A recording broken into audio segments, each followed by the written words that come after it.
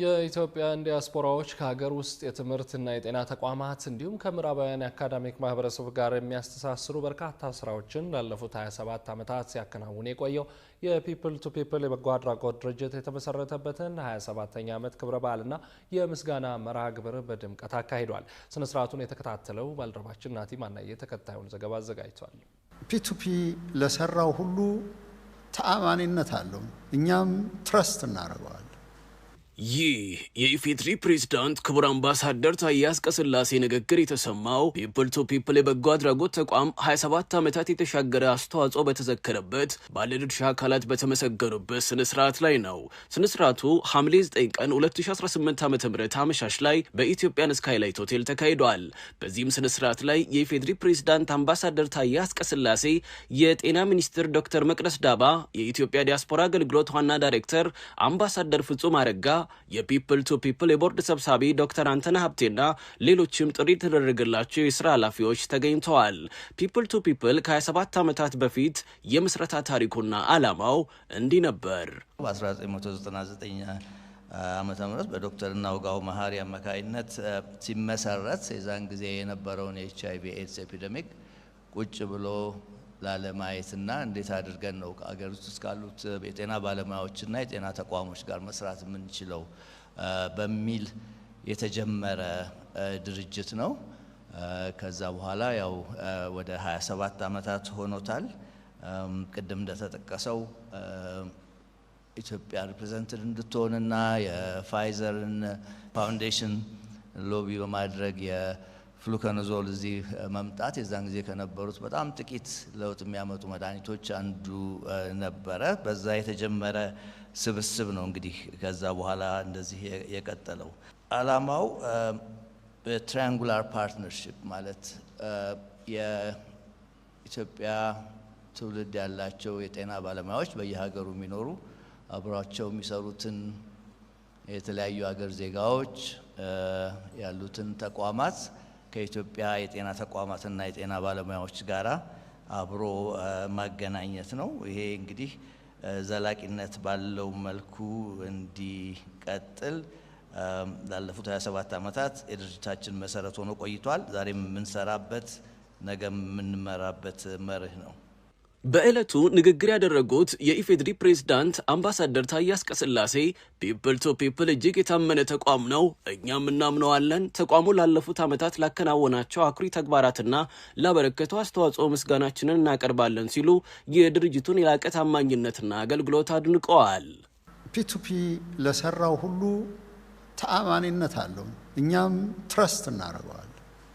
ምክንያቱም በተግባር ስላሳየን ነው። ያ ትረስት ደግሞ በእውነትም በሐቅም ሆነስቲ ላይ የተመሰረተ ስለሆነ እሱም ብቻም ሳይሆን ኮንሲስተንሲም ያለው በመሆኑ over the last 25 years የትኛው የዲያስፖራ ድርጅት ነው 25 ዓመት የሚዘልቀው? ሲፈታ ሲታሰር ነው የሚኖረው እንደ ድርጅት ማለት ነው። ስለዚህ ያን ያክል ኮንሲስተንሲ ዘላቂነት የለውም። ይሰመሰረታል፣ ይበተናል። ይሄ ትልቅ አብነት ነው። ሌሎቹም አርአያነት እንዳለው እመኛለሁ።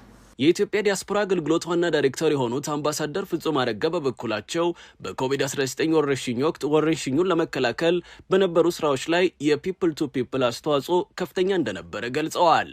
በሳቸው ጥረት በስልክ አሜሪካን አምባሳደር በነበርኩበት ጊዜ ደውለው አገራችን ላይ እኔ እዛ በደረስኩ በ10ኛው ወር ነው ኮቪድ የተነሳው፣ አገራችን ላይ እንዲህ አይነት ነገር ተከስቷል እና እኛ ባለሙያዎች ነን፣ ገንዘብ ሰጥተን ብዙ የምንረዳው ነገር የለም፣ ሀሳብ ግን አለን፣ በሀሳባችን የምናግዘው ነገር ስላለ አገር ቤት አድርሱልን፣ ሀሳቡን እንሰብሰብ በሚል ዘወትር ሐሙስ ከምሽቱ 12 ሰዓት እስከ 3 ሰዓት ባለው ጊዜ ውስጥ ለ3 ዓመት ባለማቋረጥ እየተገናኘን በኮቪድ ጀምሮ ኮቪድ ሲረግብ ወደ ሌላው እየተሻገረ የፒ2ፒ የወለደው ኖርዝ አሜሪካ ሄልዝ ኤንድ ሃየር ኤጁኬሽን አድቫይዘሪ ካውንስል በሚል ዶክተር ናውጋው ራሳቸው የዚህ ሰብሳቢ ሆነው እኔም እንደ ኮቼር ሆኜ አብረን ስንሰራ ቆይተናል። በቅርቡ ደግሞ ፕሮፌሰር ጥላሁን አደራ ይህንን ኃላፊነት ተከትለው የቀጠለበት ሁኔታ አለና ፒ2ፒ መስራት ብቻ ሳይሆን እንዲህ አይነት የሙያተኞች ስብስብን ማዋለድም የሚችል ታላቅ ድርጅት እንደሆነ ምስክርነቴንም ጭምር ለመስጠት ነው። ሀገር በብዙ የጤና ቀውሶች ውስጥ በምታልፍበት ወቅት ቀድሞ በመድረስና በማማከር ፒፕል ቱ ፒፕል ከፍተኛ አስተዋጽኦ ማበርከቱን የጤና ሚኒስትር የሆኑት ዶክተር መቅደስ ዳባ ተናግረዋል። በባለፉት 25 ዓመታት ዓለማችን ብዙ ነገር ሲያጋጥመው አገራችንም ብዙ ነገር ሲያጋጥማት በቅርብ ጊዜ የነበረው የኮቪድ ትዝታችን 2020 ላይ እንደ ፈረንጆች አቆጣጠር ሁላችንን የሚያስደነገጠ በር ያዘጋ በየትኛው መልክ እንዴት አድርገን እናክም ብለን ሁላችንን በመነመካከርበት የነበረውን ጊዜ ጨምሮ የዚህ 25 ዓመት መንገድ በቅርብ ጊዜ ያለው የአህጉራችን ጭንቀት እንደ ኢቦላ ወረርሽኝ በተለያየ ጊዜ በክላይሜትና በተለያየ ምክንያት የሚመጡ ጭንቀቶች በጋራ የምንነጋገርበት ጊዜዎች ጤና ሚኒስቴር ከዲያስፖራው ጋር በተለይ ደግሞ ከፒፕል ቱ ፒፕል በእያንዳንዱ ሙያ ላይ ያሉ ተሳታፊዎች ጋር እንዴት እናድርግ፣ እንዴት እንፍታው፣ ምን መፍትሄ ይዘን ህዝባችን ጋር እንምጣ ብለን ስንመጣ ሁል ጊዜ አለን ስላላችሁ በቅድሚያ ሁላችሁንም ማመስገን ፈልጋለሁ። በጤና ሚኒስቴርም ስም በራሴም ስም በመናገለግለውም ህዝብ ስም ጅጋርጌ አመሰግናለሁ። ፒፕል ቱ ፒፕል ላለፉት 27 ዓመታት የዲያስፖራውን ባለሙያ ከሀገር ውስጥ ተቋማት ጋር በማጋመድ በጤና፣ በትምህርት፣ በሰው ኃይል ልማት ረገድ ላከናወናቸው ዘርፈ ብዙ ተግባራት ተቋሙ በቅርቡ በተካሄደው የ2026 የክራውን ኦፍ ሂዩማኒቲ ተሸላሚ መሆኑ የሚታወስ ነው።